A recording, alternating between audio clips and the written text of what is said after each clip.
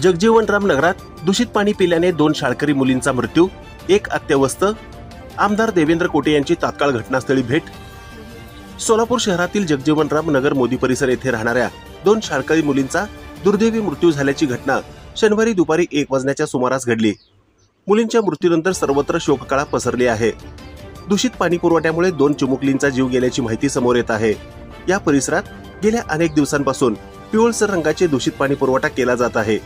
या वस्तीमध्ये राहणाऱ्या अनेक नागरिकांचे जीव यामुळे धोक्यात आले आहे. यापूर्वी देखील अनेक नागरिकांना जुलाब आणि उलटी याचा त्रास सुरू होत होता.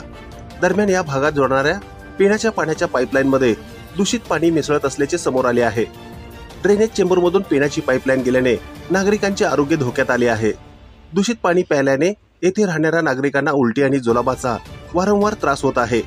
या दुःखद घटनेची माहिती मिळताच शहर मध्य विधानसभा मतदारसंघाचे आमदार देवेंद्र कोटे, महापालिकेचे अतिरिक्त आयुक्त रवी पवार, माजी नगरसेवक किसन जाधव यांनी तात्काळ घटनास्थळी भेट देऊन घटनेची पाहणी केली. महापालिकेच्या अधिकाऱ्यांना यासंबंधी चौकशीचे आदेश दिले. त्याचप्रमाणे दुःखी कुटुंबाचे सांत्वन करत आर्थिक सहाय्य उपलब्ध करून दिले. त्याचप्रमाणे या भागात राहणाऱ्या सर्व नागरिकांची आरोग्य तपासणी करण्याचे आदेश देखील रवी पवार यांनी महापालिकेच्या आरोग्य विभागाला दिले आहेत.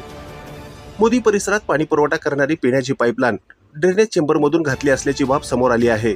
येथील नागरिकांनी याबाबत माहिती देताना सांगितले की ज्या दिवशी ड्रेनेज चेंबर स्वच्छ केले जाते त्या दिवशी चांगले पाणी येते, परंतु जोपर्यंत ड्रेनेज चेंबर स्वच्छ केले जात नाही तोपर्यंत पिवळसर अस्वच्छ दूषित पाणी येते. अशा घटना वारंवार घडतात. महापालिकेचे संबंधित अधिकारी कर्मचारी याकडे डोळेझाक करतात. यापूर्वी देखील अशा दुःखद घटना घडलेल्या आहेत असा आरोप देखील त्यांनी यावेळी अतिरिक्त आयुक्त रवी पवार आणि आमदार देवेंद्र कोटे यांच्या समोर केला. ही बातमी संकलित केली आहे संपादक गुरुदादा गायकवाड यांनी.